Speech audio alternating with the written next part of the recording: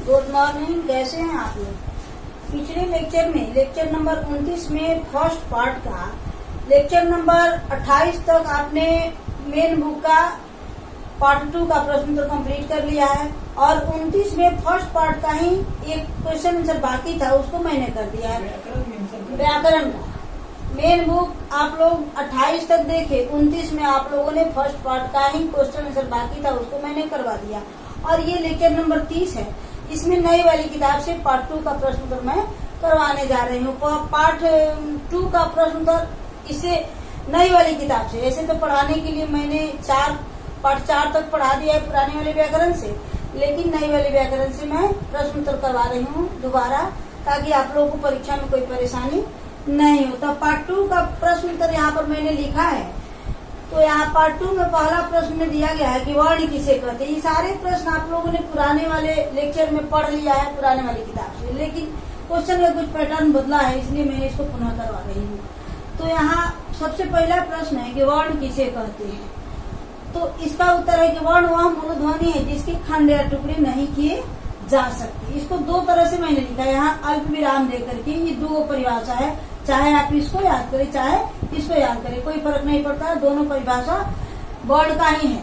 तो यहाँ पहले में कह रहा है कि वर्ण वह मूलध्वनि है जिसके खंड या टुकड़े नहीं किए जा सकते। और दूसरा परिभाषा फिर मैंने यहाँ अल्प विराम डाल के एक दूसरा परिभाषा भी लिख दिया है कि भाषा की सबसे छोटी इकाई को वर्ण कहते हैं। वर्ण को हम दोनों तरह से परिभाषित कर सकते हैं, चाहे कहें कि वर्ण वह मूलध्वनि है जिसके खंड या टुकड़े नहीं किए जा सकते, या यूं कहें कि भाषा की सबसे छोटी इकाई को वर्ण कहते हैं। जैसे एग्जाम्पल में मैंने लिखा है ओ, आ, को, च, लो, जितना भी हम वर्ण बोलते हैं 52 को हमारे पास वर्ण है, और ये सब वर्ण के अंदर गति आते हैं। क से लेके ह तक और छत्र और अ से अ तक, ये सारे के सारे हमारे वर्ण हैं। तो ये प्रश्न नंबर 1 का क है वर्ण की परिभाषा। और इसी में 2 नंबर में ख नंबर में दिया है कि स्वर किन्हें कहते हैं। स्वर किन्हें कहते हैं? तो जिन वर्णों का उच्चारण बिना किसी अन्य वर्ण या ध्वनि के किया जाए, यानी आपने पढ़ा है कि स्वर के उच्चारण स्वतंत्र रूप से किया जाता है, स्वरों के उच्चारण में किसी दूसरी ध्वनि की सहायता नहीं लेनी पड़ती है। तो कह रहा है कि जिन वर्णों का उच्चारण, वे वर्ण जिनका उच्चारण स्वतंत्र रूप से करते हैं बिना किसी सहारा के, अ बोलते हैं तो हमें किसी और की सहारा लेनी नहीं पड़ती है। तो जिन वर्णों का उच्चारण अन्य किसी वर्ण या ध्वनि के किया जा सके वह स्वरवर्ण कहलाता है। उस वर्ण को हम स्वरवर्ण कहते हैं। जैसे अ, आ, ई, उ आदि, अ से लेके अ तक, ये सारा आपके स्वर के अंतर्गत आते हैं। अब यह क्वेश्चन नंबर ग है, कह रहा है कि व्यंजन किन्हें कहते हैं। आपने पढ़ा कि वर्ण 2 प्रकार के होते हैं, स्वर और व्यंजन। तो यहाँ स्वर की परिभाषा है और यहाँ व्यंजन की परिभाषा है। तो यहाँ कह रहा है कि व्यंजन किन्हें कहते हैं। तो जिन वर्णों का उच्चारण स्वतंत्र रूप से, आप लोग नई वाली किताब के पार्ट 2 के प्रश्न उत्तर देखिएगा, ये सारा प्रश्न आपको वहाँ पर मिल जाएगा। पेज नंबर है 8, पेज नंबर में बता दे रही हूँ, ये पेज नंबर है 8, ये पेज नंबर 8 है आपके नई वाली किताब में। तो आप नई वाली किताब के पेज नंबर 8 में क्वेश्चन आंसर देखिएगा और इस क्वेश्चन को देखिएगा, वही क्वेश्चन आंसर मैं करवाई हूँ, और इसको अपने फेर में आप लोग बनाइएगा। तो यहाँ कह रहे हैं कि व्यंजन किन्हें कहते हैं, जिन वर्णों का उच्चारण स्वतंत्र रूप से न होकर, यानी आपने पढ़ा कि स्वर के उच्चारण स्वतंत्र होता है, उसमें किसी की सहायता नहीं लेनी पड़ती है, लेकिन यहाँ व्यंजन में कह दे रहा है कि जिन वर्णों का उच्चारण स्वतंत्र रूप से न होकर, यहाँ न लगा दिया है, स्वरों की सहायता से होता है, यानी यह स्वतंत्र नहीं होता है, इसको बोलने में स्वरों की सहायता लेनी पड़ती है, उन्हें हम व्यंजन वर्ण कहते हैं। वे व्यंजन वर्ण कहलाते हैं। जैसे क, च, द, ध, म, प, सब में साथ में स्वर अ लगा रहता है। सिंपल सा क भी बोलते हैं तो इसके साथ हम अ को उच्चारित करते हैं। क जैसे ही बोलते हैं उसके साथ ही अ आ जाता है। तो इस प्रकार से ये आपका हो गया व्यंजन। और इसमें एक और प्रश्न है, जो है इसमें एक और प्रश्न है, उसको मैं लिखवा दे रही हूँ। इसको आप लोग पॉज कीजिए और लिखिए, फिर मैं उसको भी मिटा करके लिख रही हूँ।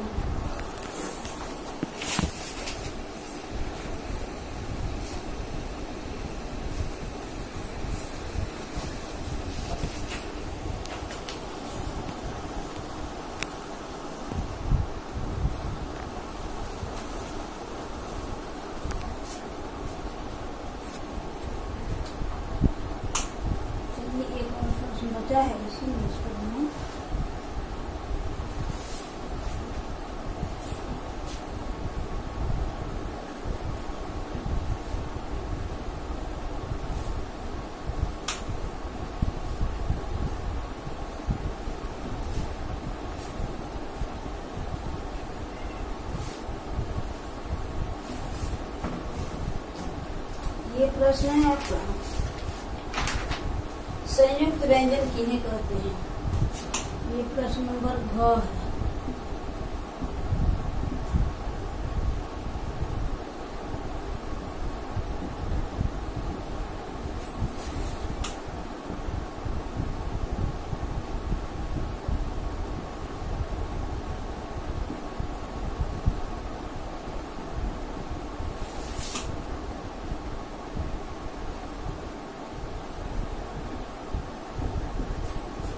इसमें कह रहा है कि दो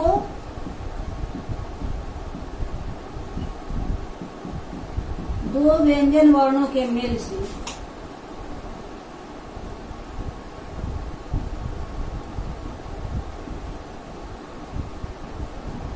बनने वाले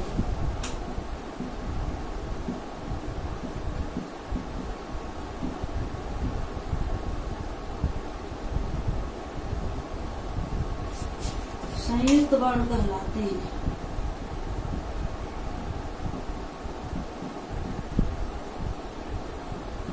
इसमें 4 वर्ण होते हैं। इसमें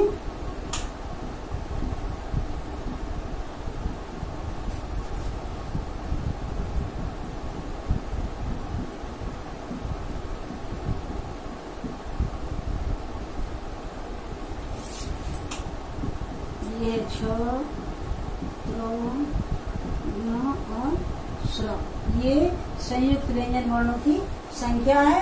ये संयुक्त व्यंजन वर्ण है, छ, त्र, व्य और श्रव। इसको भी आप लोग नोट कीजिए और इसका जो बाकी प्रश्न थे उसको मैं करवा ही दे रही हूँ।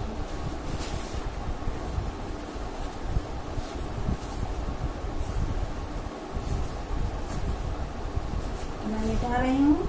आप लोग इसको वीडियो को रोक करके पॉज करके इसको नोट करते समय आप लोग लिख लीजिएगा इसको फेयर में।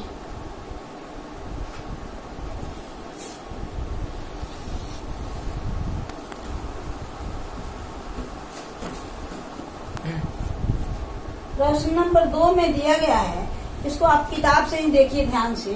प्रश्न नंबर 2 में दिया गया कि दिए गए वाक्यों के आगे सही और गलत के आगे गलत का चिन्ह लगाएं। यानी आपको करेक्शन करना है कि इसमें कौन सा वाक्य सही है और कौन सा वाक्य गलत है। तो क नंबर में कह रहा है कि हिंदी में स्वरों की संख्या 11 है। अब आपको देखना है कि ये वाक्य सही है या गलत है। सचमुच में स्वरों की संख्या कितनी है? तो सचमुच में 11 ही है। स्वर की संख्या कितनी होती है? तो 11 होती है, 11 होती है, इसलिए ये सही हो गया। पहले वाले में आप सही के चिन्ह लगाएंगे। 2 नंबर में कह रहे हैं कि जी व्यंजन बिना किसी स्वर की सहायता से बोले जाते हैं। तो अभी आप लोगों ने देखा कि व्यंजन वर्ण स्वरों की सहायता से बोले जाते हैं और इसमें करें कि बिना किसी स्वर की सहायता से बोले जाते हैं। इसका मतलब ये आपका गलत है। तो यहाँ करें कि व्यंजन बिना किसी स्वर की सहायता से बोले जाते हैं, तो ये आपका गलत है। इस पर आप गलत के चिन्ह लगाएंगे। ध्यान से देखिए, आप लोग किताब में दिखा रही हूँ। और ग नंबर में कह रहा है कि अम और अ कहलाते हैं, तो ये भी सही है। अम और अ को अयवाह वर्ण कहते हैं, तो ये आपका ग नंबर सही है। घ नंबर में कह रहा है कि संयुक्त व्यंजन स्वरों के मेल से बनते हैं। तो अभी आपने जस्ट देखा कि संयुक्त व्यंजन संयुक्त वर्ण व्यंजनों के मेल से बनते हैं, स्वरों के मेल से नहीं बनते हैं, व्यंजन के मेल से बनते हैं। यानी ये आपका गलत है। तो क नंबर सही, ख नंबर गलत, फिर ग सही और फिर घ गलत।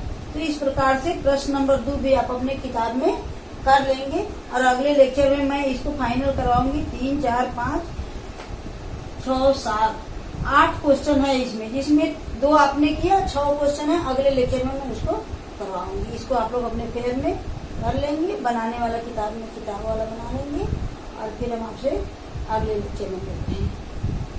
सुरक्षित रहिए, पढ़ाई करते रहिए।